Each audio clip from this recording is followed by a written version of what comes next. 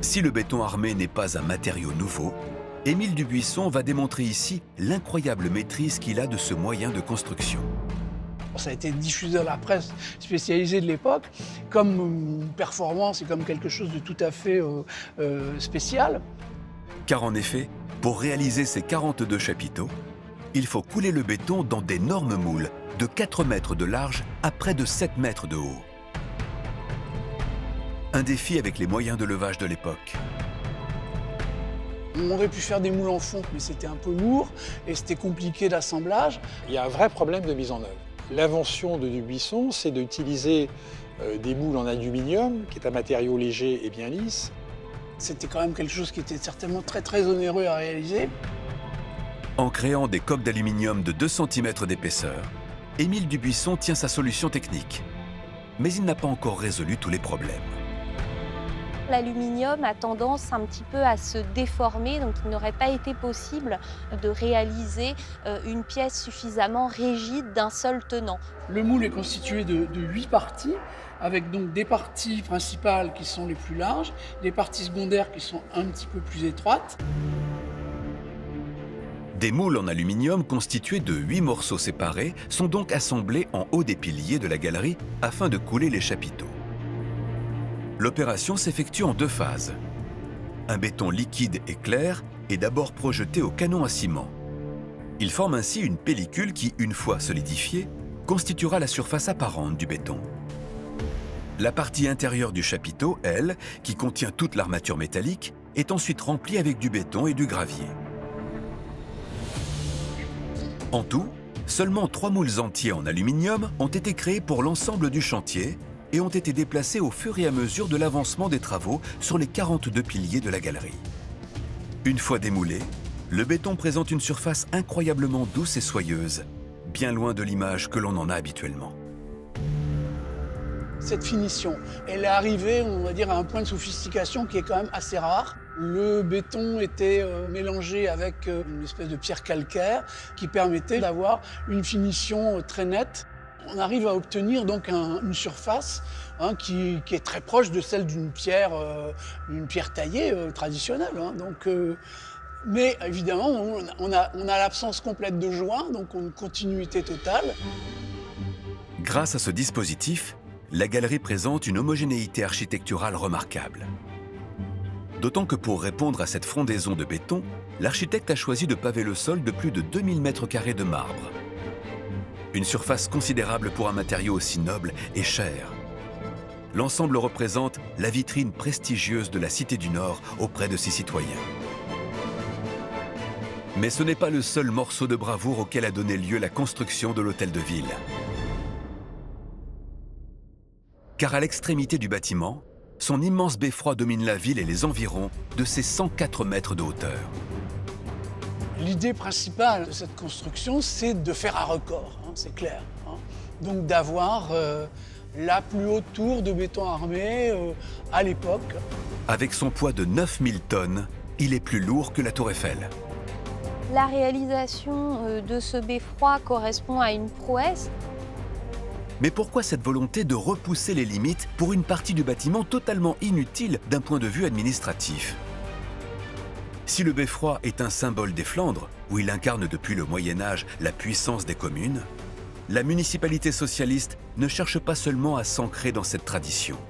Il faut que cette tour municipale soit plus élevée que le symbole du pouvoir capitaliste, si j'ose dire, de la Chambre de commerce.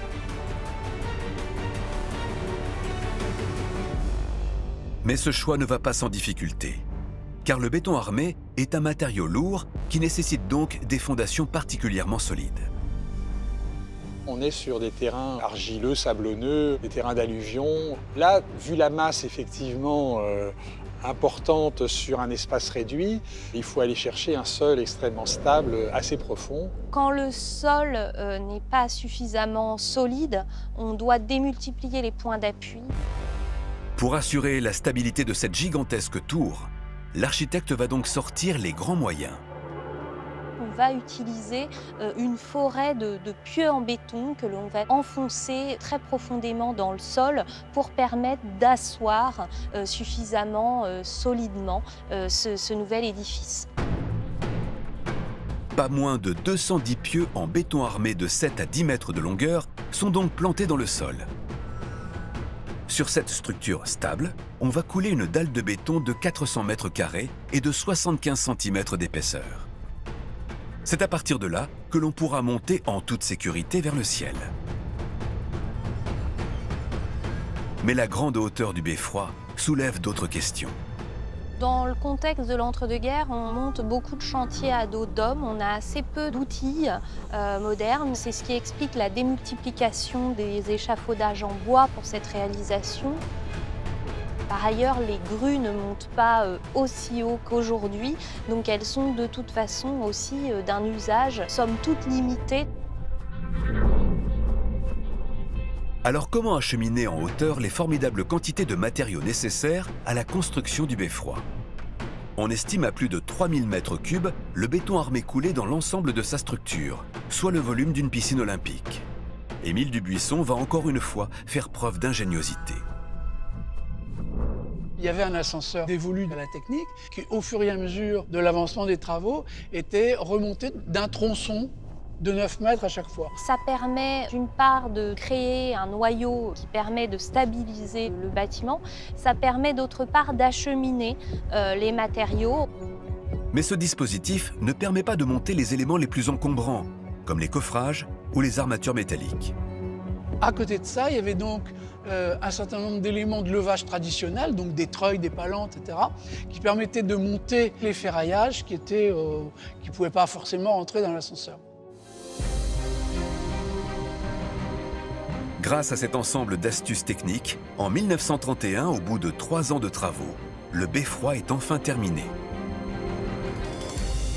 Et aujourd'hui encore, en voyant défiler l'imposante structure de béton armé depuis l'ascenseur aux parois vitrées, on se rappelle les moyens exceptionnels déployés pour dresser ce géant dans les airs.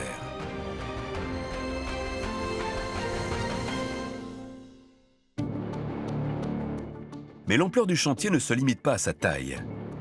Elle s'incarne aussi dans la perfection apportée aux moindres détails et dans la qualité des matériaux utilisés. C'est une finition qu'on peut trouver dans les paquebots, dans les grands magasins. Elle est comparable en fait à tout ce qui est bâtiment de luxe à l'époque. L'architecte fait une nouvelle fois la démonstration de ses qualités de créateur et de chef d'orchestre hors normes au service d'un palais pour le peuple. Émile Dubuisson dessine la plupart des éléments. Il dessine le mobilier, le moindre meuble, les bureaux, les sièges. Il dessine les luminaires. Il dessine aussi les motifs de dallage au sol. Les meilleurs artisans de l'époque défilent sur le chantier, exerçant leur savoir-faire jusque dans les moindres recoins. Les WC sont conçus avec des carrelages extrêmement résistants, des carrelages qui bien souvent sont incurvés au niveau des plinthes pour permettre un nettoyage plus aisé et qui sont encore en place aujourd'hui parce qu'ils ont fait la démonstration de techniques de pose particulièrement minutieuses. L'hôtel de ville est donc un projet hors norme dans toutes ses dimensions. Le plus invraisemblable pourtant, c'est que seulement la moitié du plan d'origine de ce bâtiment démesuré a été réalisé dans l'entre-deux-guerres. Bloqué par des problèmes politiques et économiques, le chantier s'interrompt, laissant l'œuvre de son créateur inachevée. C'est le chef-d'œuvre d'Émile Dubuisson puisqu'il a passé quasiment les 3/4 de son existence à travailler là-dessus. C'est une œuvre complète, c'est une œuvre totale, c'est une œuvre qui se veut à valeur universelle. Ce n'est qu'au début des années 90 que de nouvelles ailes ont été rajoutées au bâtiment, dans un style bien éloigné de celui d'origine. L'hôtel de ville reste cependant, près d'un siècle après son édification, l'un des bâtiments les plus emblématiques de la ville.